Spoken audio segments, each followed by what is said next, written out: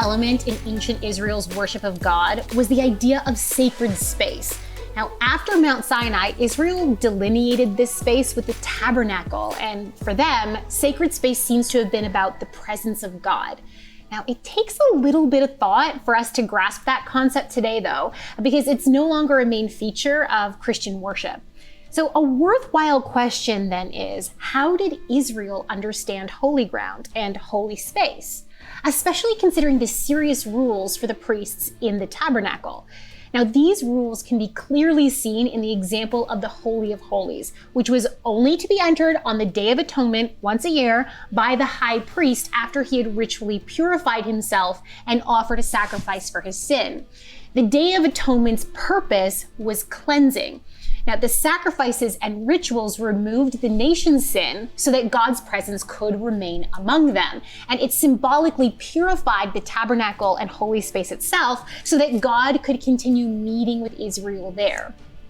The ideas of sacred space, temples, and tabernacles that we see in the Bible were largely shared by the cultures that surrounded Israel in the ancient Near East. Now, interestingly, there were certain sites that were believed to be connection points between heaven and earth, which is an idea that we see come out in Genesis in the life of Jacob, when he has a dream at Bethel of that staircase on which angels were ascending and descending. So in the other cultures surrounding Israel, when a temple would be built, a sacred site would be sought out, or at least decided on through divination. And later on in Israel's history, King David also would be directed by God to the location of the future temple. But in Leviticus, the Israelites are living in the wilderness, and in Numbers, they're living in the wilderness as well, in this transitory state. And so the tabernacle is a tent, it's portable. The sacred space is wherever God chooses to show up. His presence is what creates sacred space. Both the Israelites of the Bible and the surrounding ancient cultures aimed then to protect sacred space by setting up progressive barriers that marked out progressively holier spaces. In the tabernacle, this looked like the fenced courtyard, and then the covered holy place, and then the separated Holy of Holies. The structure emphasized the holiness of God and protected the holy places from being corrupted in any way, from impurity.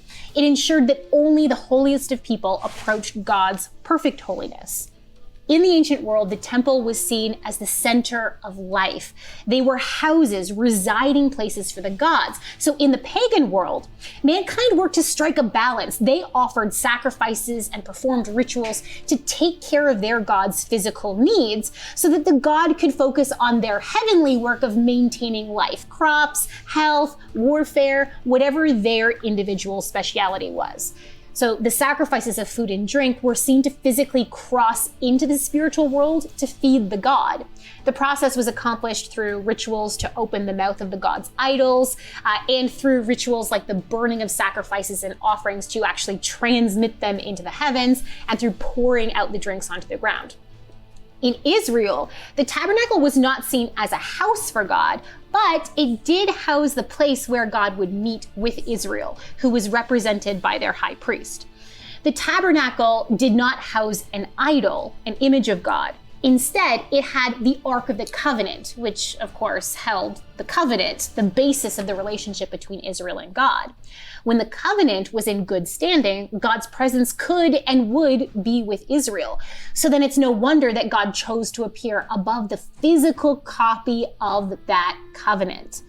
In Israel, too, the tabernacle seems to have been the center of life, and sacrifices and rituals were commanded by God in the same methods we see outside of Israel. The burning of sacrifices and offerings and the pouring out of drink offerings to give them, to transmit them to God in heaven. However, sacrifices in Israel were about thanking God for his provision to the people and about recognizing that human sin needed God's pardon.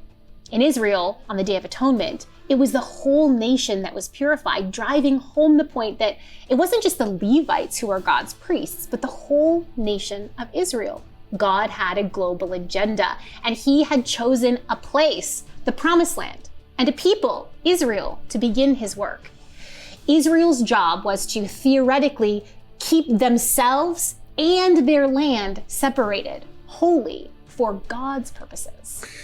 Now, you said God has a global agenda, and a lot of people will jump on that and say, yeah, the God of the Jews. They want to take over the world and take. But see, God's global agenda is for every human being to be restored to the place that he created them for. When I say God's global agenda, I mean his plan for salvation, his redemption plan. And that was his whole point. That's the whole point of the Bible. It tells the story of God's plan to redeem humanity so that humankind can have the option to be restored to the relationship that was lost in the Garden of Eden. Yeah. So, God was setting up this plan of salvation, and a huge step forward in that plan was Israel in the Promised Land. Yeah, that's very interesting. Very good, Corie. Excellent. Thank you so much for watching. We want to keep producing high-quality biblical content, but we can't do it without your support. If you feel called to support us, please click the link in the description under Donate. Your support really means a lot to us.